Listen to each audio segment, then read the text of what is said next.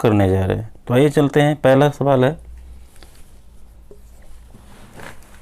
पहला सवाल है, कह रहा है कि एक कैंप में 180 विद्यार्थी के पास 20 दिन के लिए राशन है। एक कैंप में 180 विद्यार्थी के लिए 20 दिन के लिए राशन है। यदि राशन 25 दिनों तक चलाना है तो कितने विद्यार्थियों को कैंप छोड़कर चले जाना चाहिए। ठीक है, तो मान लिया जाए, अगर इसको हम जनरल विधि से बनाएं तो मान लेते हैं, माना कि इन एक्स विद्यार्थी जो है कैंप छोड़कर चले गए, एक्स स्टूडेंट विद्यार्थी कैंप छोड़कर चले गए,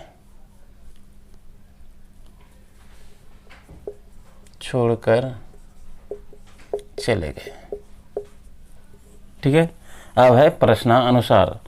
प्रश्नानुसार में हम क्या कह रहा है कि 180 विद्यार्थी के पास 20 दिन के लिए राशन है। तो अगर एक विद्यार्थी के लिए कहा जाए तो 180 गुना 20 के लिए राशन है। यदि राशन 25 दिनों तक चलाना है, इसको कितने दिनों तक चलाना है, 25 दिनों तक चलाना है, तो स्वाभाविक सी बात है कि इसमें क्या करना पड़ेगा, ये 20 दिन से 25 दिन कर लेंगे तो ये बढ़ेगा, तो इसको क्या करना पड़ेगा, घटाना पड़ेगा। तो इसको घटाना पड़ता है, तो 180 में क्या करेंगे, कितना दिन घटाएंगे, कितना विद्यार्थी को घटाएंगे, एक्स विद्यार्थी, क्योंकि एक्स विद्यार्थी छोड़कर चले जाते हैं, और इसको कितना से मल्टीप्लाई करेंगे, 25 से। अब ध्यान दीजिएगा, तो इसको क्या करते हैं, जैसे देखिए 4 5 चौका 20, 5 25, फिर ये कटता है 5 तिया 15, 5 छक 23। अब ध्यान दीजिए, 4 गुना 36 करिएगा तो कितना हो जाएगा, 6 चौका 24, 4 तिया 12 2 14 बराबर 180 माइनस एक्स है, इधर आके प्लस हो जाएगा, यानी एक्स बराबर ये प्लस है, इधर जाके हो जाएगा माइनस, यानी 180 माइनस 144। अब ध्यान दीजिएगा, तो x बराबर कितना हो जाएगा, 36, यानी 36 विद्यार्थी को क्या करेंगे 36 विद्यार्थी को हम, यानी 36 विद्यार्थी क्या हुआ, यही 36 विद्यार्थी है जो कि कैंप छोड़कर चले गए। तब कितना दिन चलेगा, 25 दिन चलेगा। ठीक है, 36 विद्यार्थी कैंप छोड़ जाने के कारण वो राशन 25 दिन तक चलेगा। ये तो था जनरल विधि, जिससे कि एग्ज़ाम में इसको इस तरह से नहीं बनाना है। तो हमें करना क्या है, अब एग्ज़ाम में क्या करेंगे वो चीज़ हमें ध्यान में रखना होगा। तो सबसे पहले इसको रफ करते हैं। तो यहाँ पर ध्यान दीजिए, क्वेश्चन को ध्यान देने से समझना है वो कह क्या रहा है, वहीं से सारा चीज़ हमारा निकलेगा।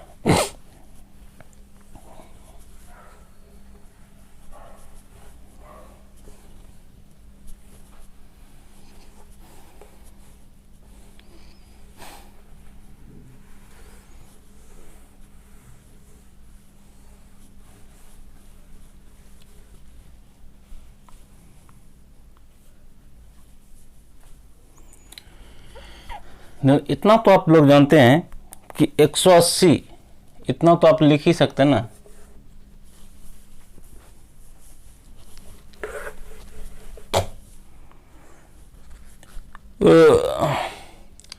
कि 180 गुना 20,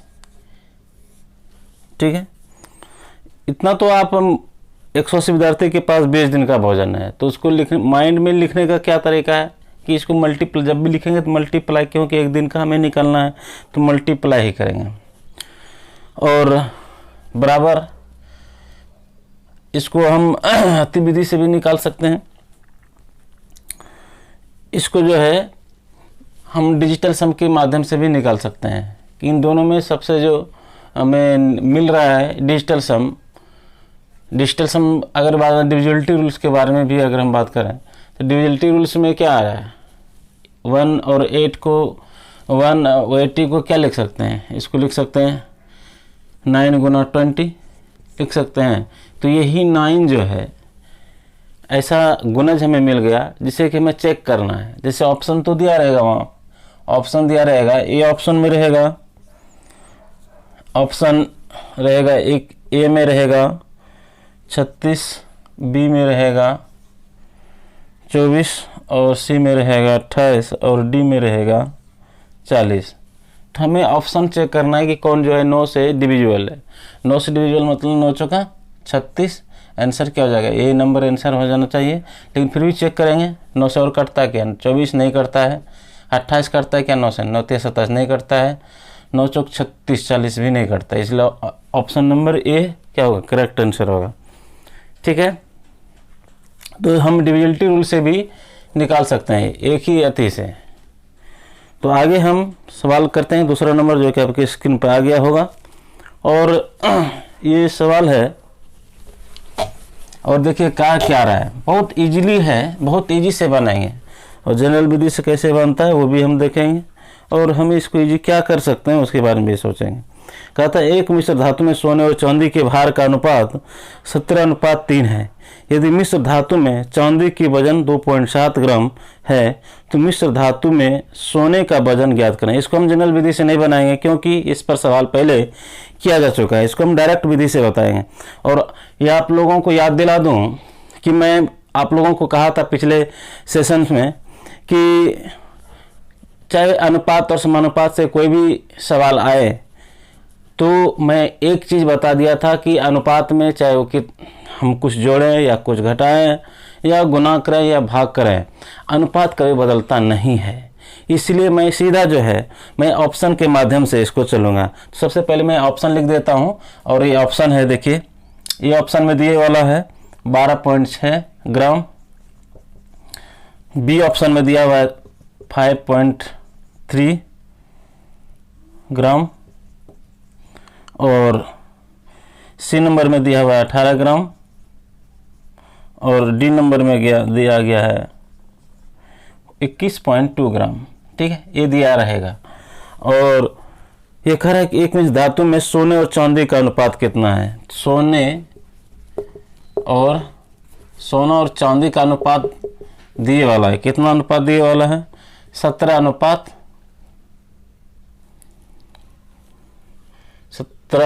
है 3। ध्यान दीजिएगा यहाँ पर हमें निकालना किसका है, निकालना है हमें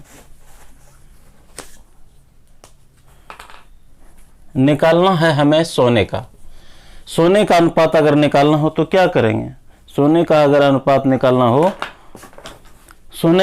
अगर निकालना हो तो हमें सोने का जो अनुपात दिए वाला है उसी से हम डिविजिबल चेक कर लेंगे, किसमें, यानी ऑप्शन में। ऑप्शन से आएंगे, ऑप्शन में क्या देखेंगे, क्योंकि मैं आप लोगों को बता दिया हूं कि इसमें कह रहा है कि 2.7 ग्राम जोड़ दिया जाए, तो इसमें जोड़ा जाए। और मैं तो कॉन्सेप्ट बता ही दिया हूं कि जो जोड़ा जाए, घटाया जाए, गुना किया जाए, भाग कर दिया जाए, लेकिन उसका जो प्राकृतिक है, उसका जो नेचर है, उसका जो प्रारंभिक अवस्था है वो नहीं बदलता है, यानी वो उसमें अवगुण, वो जो गुण है वो हमेशा मौजूद ही रहता है। उसका कहने का मतलब है कि अनुपात कभी बदलता नहीं है। तो इसलिए हम सिर्फ चेक करेंगे 17 से मल्टीप्लाई, तो 17 से जो मल्टीप्लाई हो जाएगा वही आंसर हो जाएगा। देखिए 17 8 36 से होता है, लेकिन यहाँ 120 है तो इसलिए ये नहीं होगा। 17 से 9 बार में कट जाता है तो इसलिए मतलब ये हो सकता है। सी नंबर देखिए 17 से कटता है क्या, नहीं कटता है। 17 का 17 4 70 एक और ज़्यादा हो जाता है, इसलिए ये भी नहीं होगा और ये भी नहीं होगा। तो इसका मतलब है ऑप्शन नंबर बी क्या हो गया, आंसर हो गया। ठीक है, तो इसमें हमें डिविजिबिलिटी रूल से और ज़्यादा पढ़ने की ज़रूरत नहीं है। आप जैसे अनुपात समानुपात का देख रहे हैं क्वेश्चन और उसमें ऐड, मल्टीप्लाई या डिविजिबल या एडिशन किया गया है, तो और अनुपात निकालना हो तो सोने का या चांदी का जो भी दिया हुआ उसका अनुपात निकालना हो तो हम सबसे पहले वही चेक करेंगे इंडिविजुअलिटी रूल से। ठीक है, इस सवाल को समझ में आ गया होगा।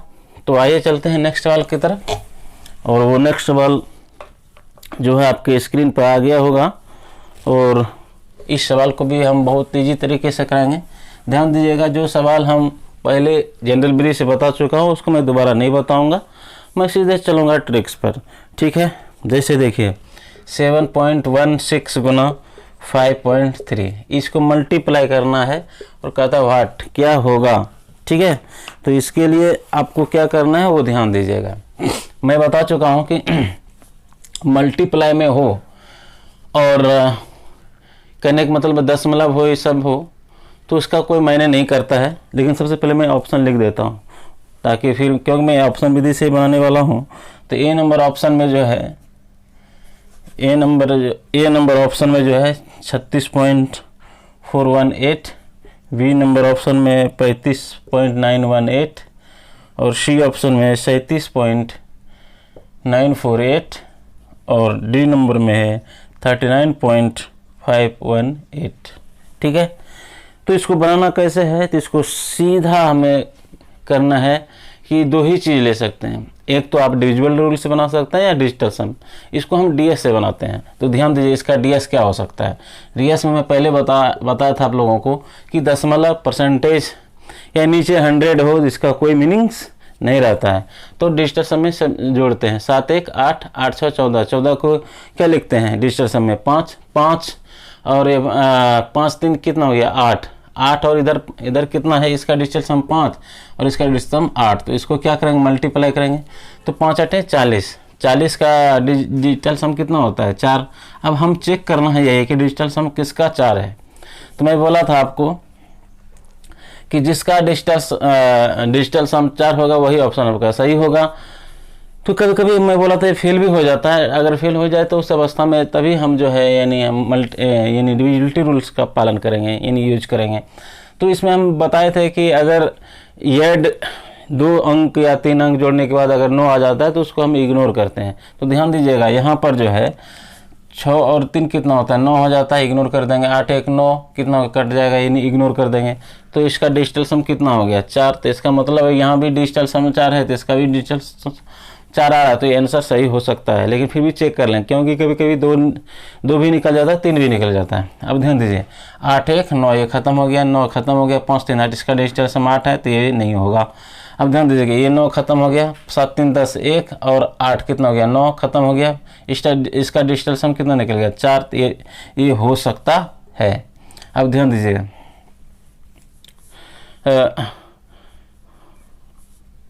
7 3 10 9 19 4 27 8 35, सॉरी इसका देख लीजिए फिर से, इसको काउंटिंग करते हैं। 7 3 10 10 4 14 14 8 22, 22 का कितना होता है 7 3 10 4 14 14 8 22, 22 का होता है 4। ठीक है, राइट, ये हो सकता है। डी नंबर में देखिए ये खत्म हो जाता है, ये खत्म हो जाता है, 5 3 8 ये नहीं हो सकता है, यानी 2 ऑप्शन तो खत्म हो गया।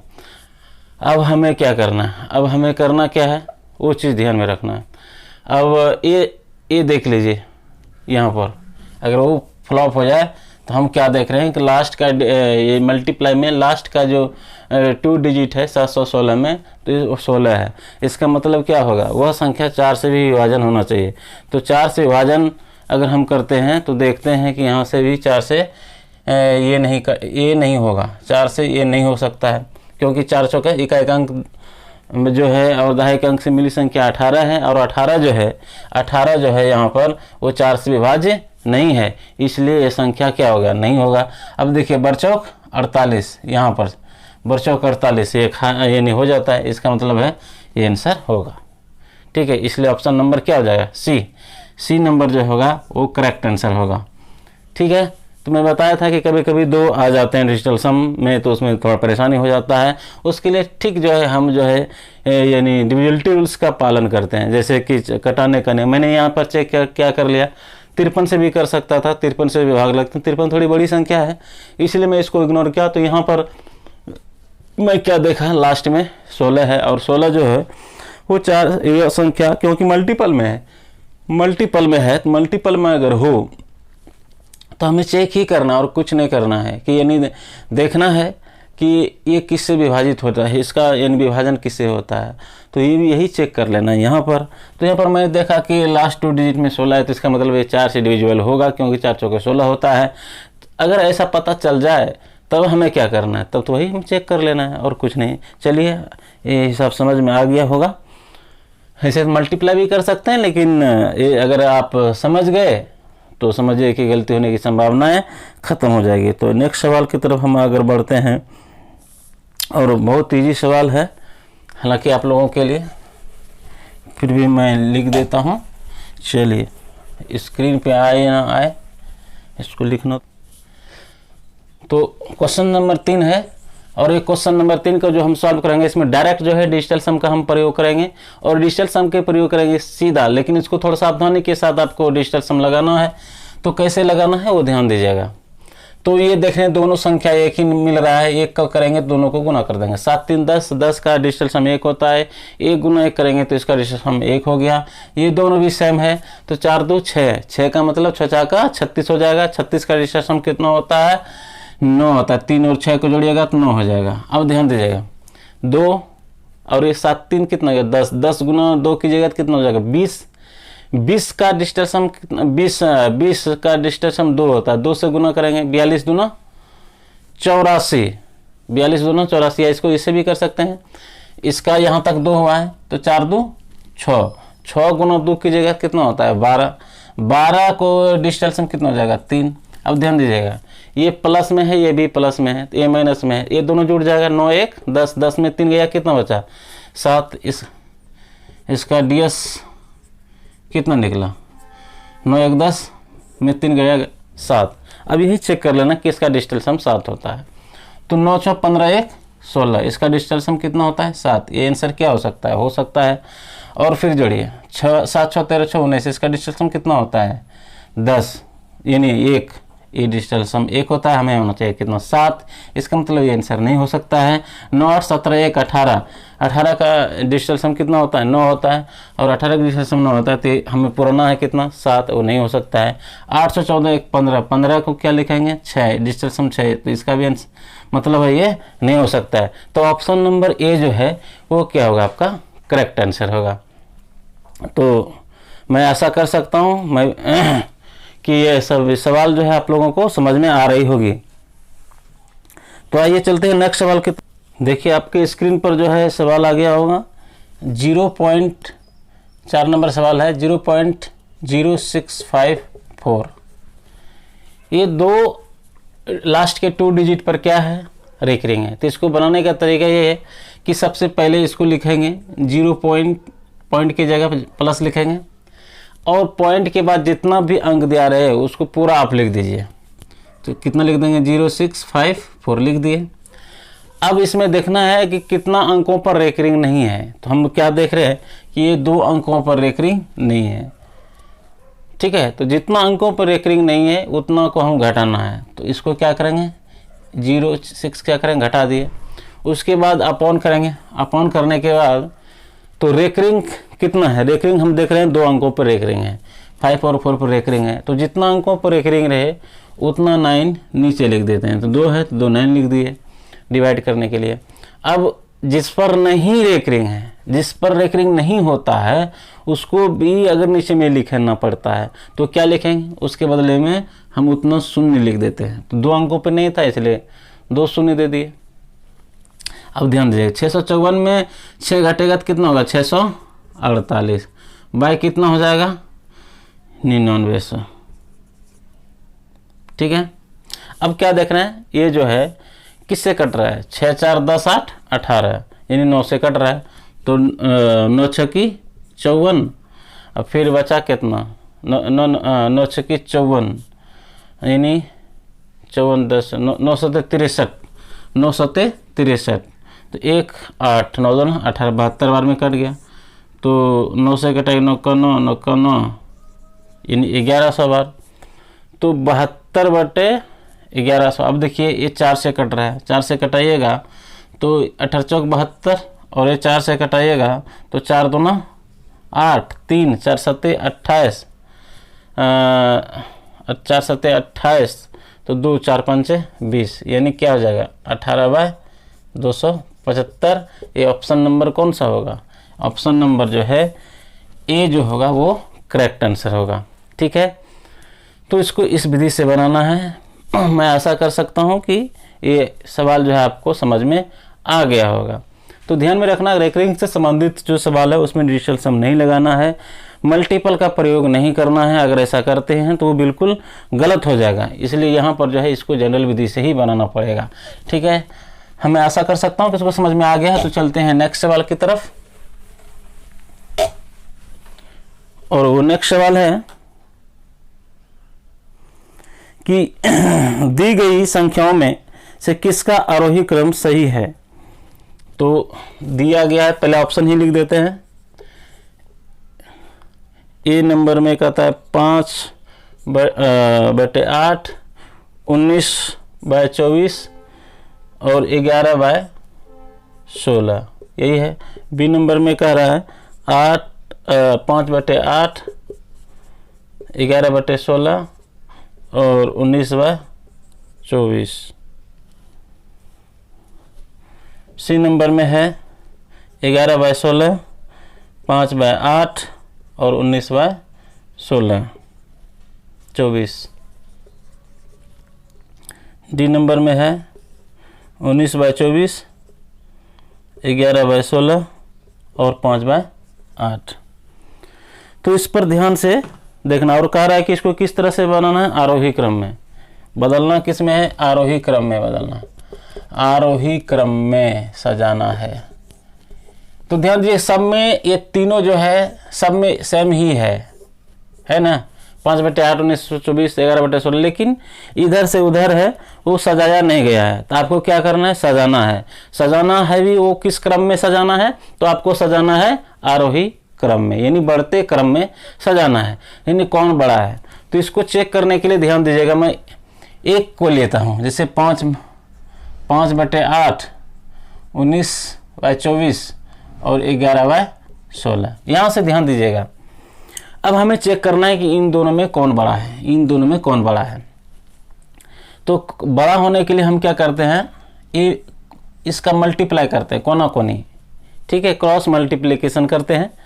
तो क्रॉस मल्टीप्लिकेशन करने के पहले हम चेक कर लेते हैं कि नीचे का जो हर है वो एक दूसरे से डिवाइड हो रहा है नहीं हो रहा है। तो हम देख रहे हैं कट रहा है, तो 8 तिया 24, 3 बार में।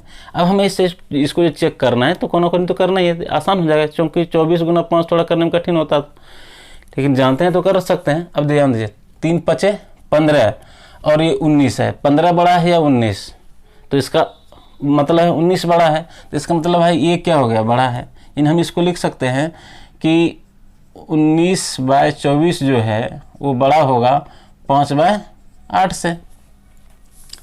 अब तो बड़ा हो गया ये। अब इन दोनों में चेक कर लेना है, इन दोनों में चेक कर लेना है।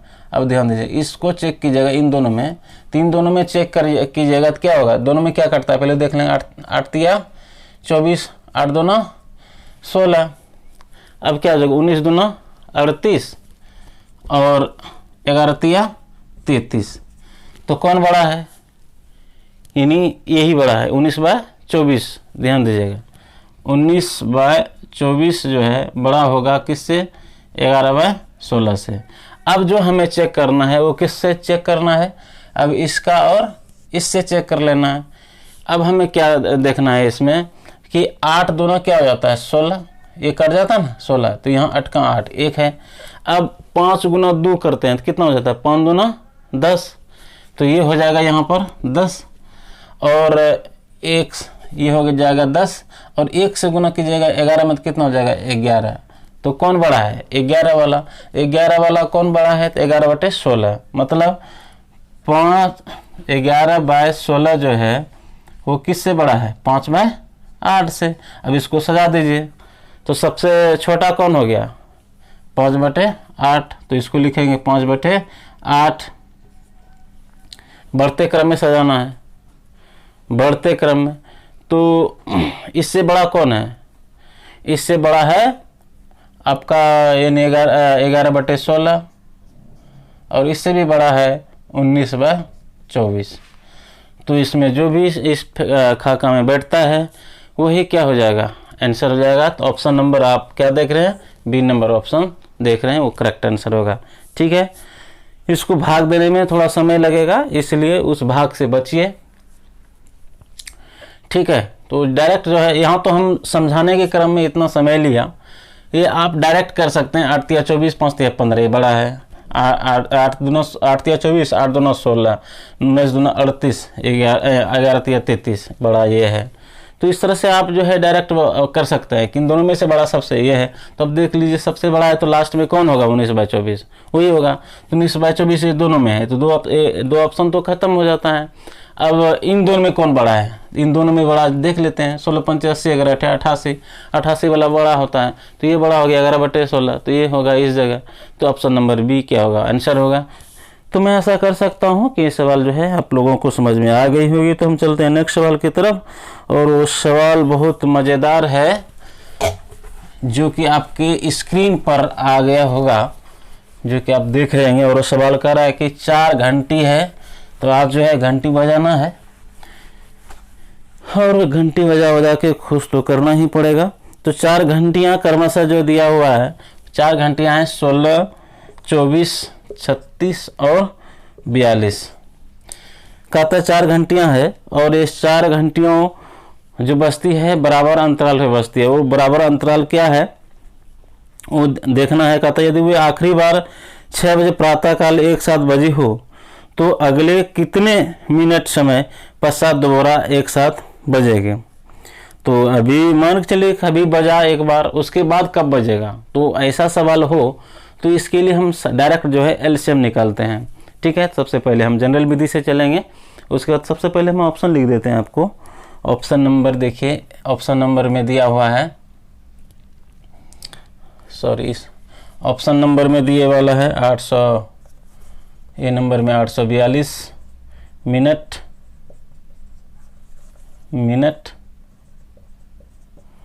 बी नंबर में दिया 964, सी नंबर में दिया है 886, और डी नंबर में दिया हुआ है 1008।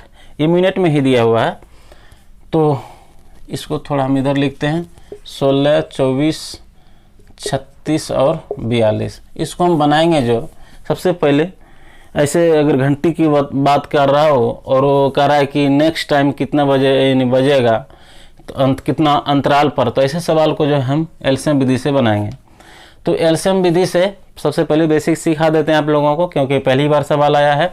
तो अब ध्यान दीजिएगा, दोनों में कट रहा है, ये देख रहे हैं 8 से कटता है, तो 8 दूना 16, 8 तिया 24, 36, 42। अब ध्यान दीजिएगा 2 से कट रहा है, तो 2 का 2, 3, 18 दूना 36, 21। अब 3 से कट रहा है, 3 का 3, 3 6 का 18, 3 7 21। अब नहीं होगा। अब इसको हम क्या करते हैं, मल्टीप्लाई करते हैं। 8 दूना 16, इसको ये इसी तरह करते हैं, 8 दूना 16, 3 48, और फिर 6 गुना 7 करना है। ठीक है, वही आंसर होगा। तो इसको गुना करने में समय लग सकता है, इसलिए जो है इस मेथड का उपयोग जो है हम एग्जाम के टाइम में नहीं करेंगे। और इसका गुना कर लीजिएगा आप लोग, और जो भी गुना कर लीजिएगा, जो भी आएगा इनमें से कोई एक ही आएगा, वही आंसर आएगा। ठीक है, अब जो है ये विधि तो है एग्जाम में नहीं बनाना है इस विधि से। अगर इस विधि से बनाएंगे तब तो फिर आप देखिए लीजिए, यहाँ तक तो आसान हो गया करने में, फिर यहाँ पर गुना करने में थोड़ा माथापच्ची करना पड़ रहा है, ज़्यादा आपको समय वेस्ट होगा। इसलिए इसको जो है हम बिल्कुल direct hit and trial method से बनाएंगे, और बहुत इजी तरीके से बनाएंगे। और ज़्यादा तो हम बताते नहीं हैं, डिजिटल सम बताते हैं, डिविजिबिलिटी रूल्स बता रहे हैं अभी, खास करके ही अभी तो यूनिट डिजिट समानुपात अनुपात का भी ज़्यादा प्रयोग नहीं हो पा रहा है। तो इसी दोनों से ज़्यादा हम क्वेश्चन करने की कोशिश करेंगे। तो यहाँ पर भी हम वही देखेंगे, क्योंकि यहाँ पर जो है 16 है, 42 है, तो ध्यान में रखिएगा ये 16 से भी निकाल सकते, 42 भी निकाल, 36 से भी निकाल सकते हैं, और 24 से भी निकाल सकते हैं। अगर ऐसा सवाल हो तो हम देख रहे हैं 36 है, 42 है, तो जिसमें आप प्राइम नंबर देखें, जैसे 7 हो गया, 7 का 7, 11, ये सभी जो है ऐसा प्राइम नंबर जो कि बहुत आसान होता है इसे यूज करना।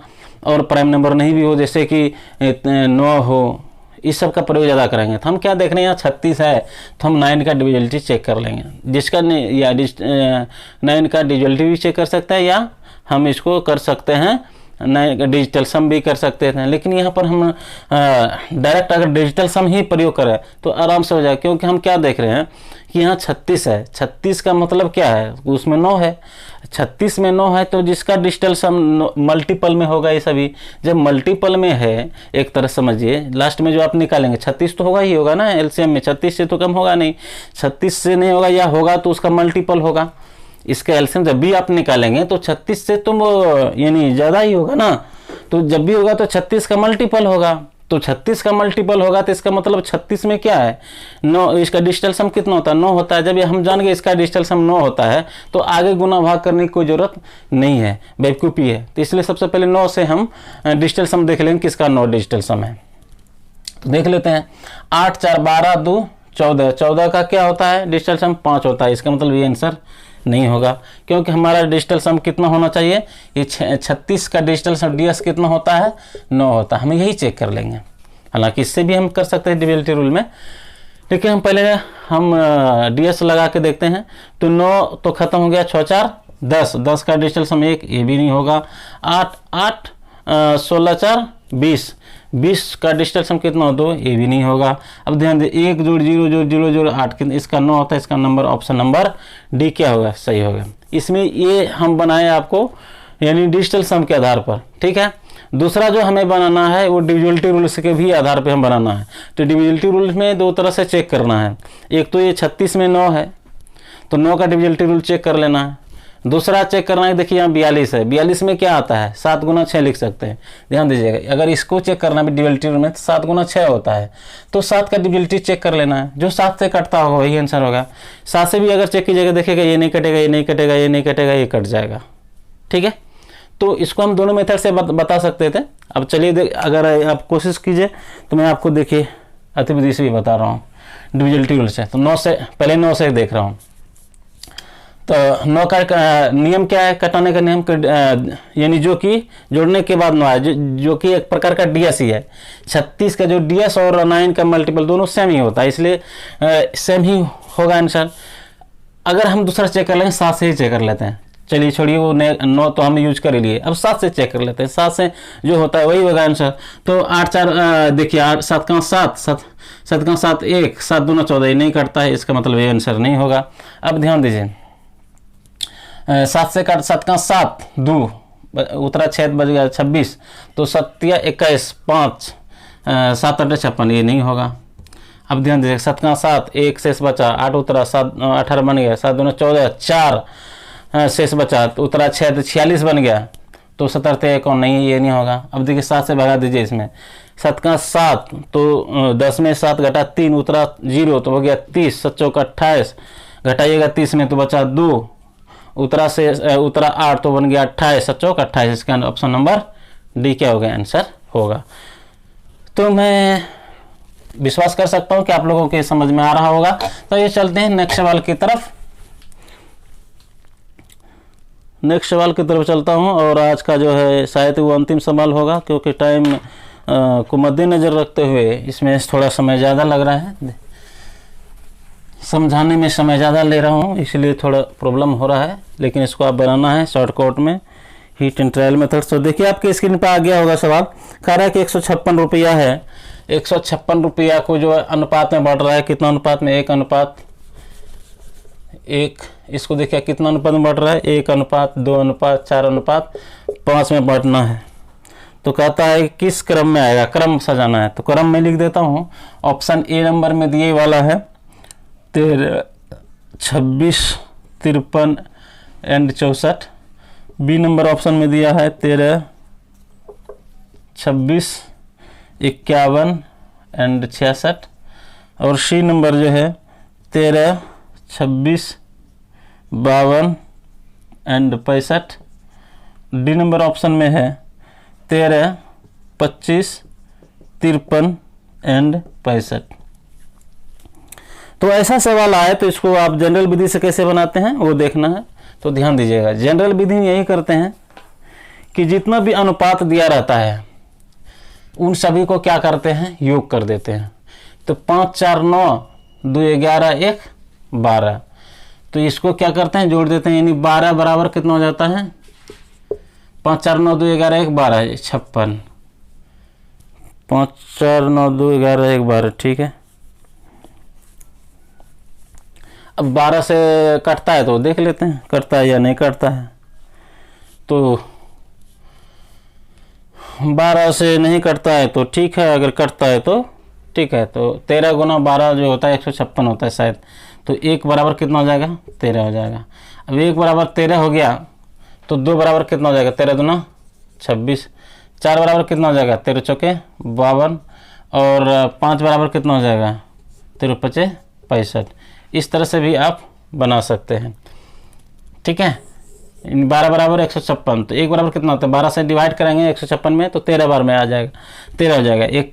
एक में 13, 2 में 26, 4 में 52, 5 में 65। अब देखना है कि कहाँ है, 13 26 52 65, तो ऑप्शन नंबर क्या होता है, सी आंसर सही होगा।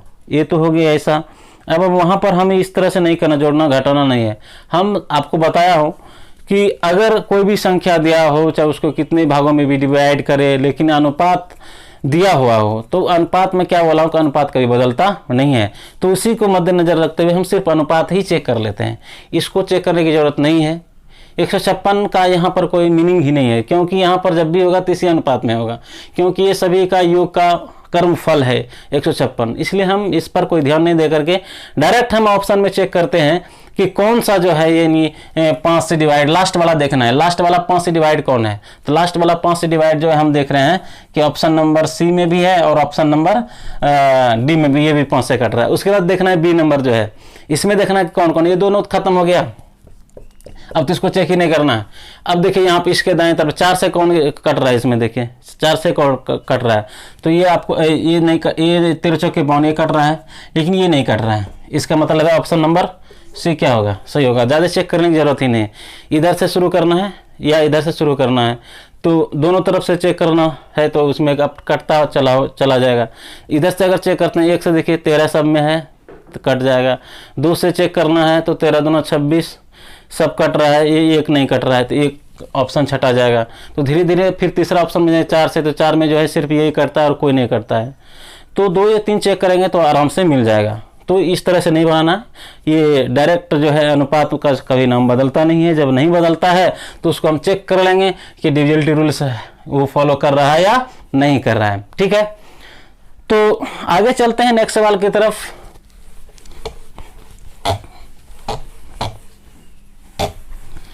और जो कि आपके स्क्रीन पर आ गया वो सवाल, और ये सवाल है, कहता है यदि एक त्रिभुज के कोणों का अनुपात 3:5:7 है। ध्यान दीजिए, एक त्रिभुज है और इसका अनुपात दिया हुआ है, तीनों कोणों का अनुपात दिया हुआ है 3:5:7 है। तो कहता है सबसे बड़ा कोण कौन है, बड़ा कोण निकालना है, बड़ा कोण, ठीक है। जबकि ऑप्शन में दिया हुआ है ए में 36 डिग्री, बी में 60 डिग्री, सी में जो है 84 डिग्री और डी में 15 डिग्री। ध्यान दीजिएगा यहाँ पर, यहाँ भी अनुपात दिए वाला है 3:5:7। तो हमें कुछ नहीं करना, उधर भूल जाना है, सारा चीज भूल जाना है। और इसमें बड़ा है कौन है वो देखना है, बड़ा कौन है 7 है, तो हमें कुछ नहीं करना है। जनरल विधि इसमें बताऊंगा ना, जनरल विधि वही है, क्या करते हैं तीनों को जोड़ते हैं, 7 5 12 3 15। और चूंकि ये तीनों एंगल का योग कितना होता है 180 डिग्री होता है, तो वही करते हैं 7 5 12 3 15, 15 बराबर 180। तो एक बड़ा कौन है 7 है, तो ध्यान दीजिए बराबर 7 है, तो इसको क्या करते हैं डिवाइड, तो 12 बार में कट गया, और इसको क्या करते हैं गुना। अगर इसको x मान लेते तो बरसाते कितना हो जाएगा, x बराबर 84। तो इस तरह से भी बना सकते हैं, लेकिन हमें ये नहीं करना है, ये आदत से हमें निजात पाना है। डायरेक्ट जो है हमें यहाँ पर डिविजिबिलिटी रूल्स का फॉलो करना है, क्योंकि अनुपात में हमेशा जो डिविजिबिलिटी रूल्स का ही प्रयोग करना है, ज़्यादा से ज़्यादा कोशिश करेंगे, क्योंकि वो जब निश्चित दिया रहेगा तो जोड़ना घटाना या पहले से इतना उसका मान वैल्यू होता है, तो हमें डायरेक्ट चेक करना है कि 7 से कौन डिविजिबल है। हमें कुछ नहीं, इधर कुछ नहीं जानते हैं, हम 7 से डिविजिबल चेक कर लेंगे, जो 7 से डिविजिबल होगा वही आंसर होगा। देखिए 7 से ये कटता है क्या, नहीं कटता है। 7 से ये कटता है क्या, नहीं कटता। देखिए 7 8 56 नहीं कटता है। 84 करता है क्या? बरसाते 84 करता है। 15 करता है क्या 7 से? नहीं करता, इसलिए आंसर ये नहीं होगा। तो ऑप्शन नंबर क्या होगा? C number option correct answer होगा। तो ये भी सवाल आपको समझ में आ गया होगा। आइए चलते हैं अगला सवाल की तरफ। अगला सवाल जो कि आपके स्क्रीन पर आ गया होगा, और वो क्या है, कहता है कि वृत्त दिया हुआ है और 7 सेंटीमीटर व्यास वाला है। कितना सेंटीमीटर व्यास वाला है? 7 सेंटीमीटर। 7 सेंटीमीटर व्यास है, व्यास यानी डी, व्यास 7 सेंटीमीटर। तो त्रिज्या कितना हो जाएगा? 7/2 यानी 3.5। कहता है इसका क्षेत्रफल क्या होगा? मैं सबसे पहले ऑप्शन लिख लेता हूं।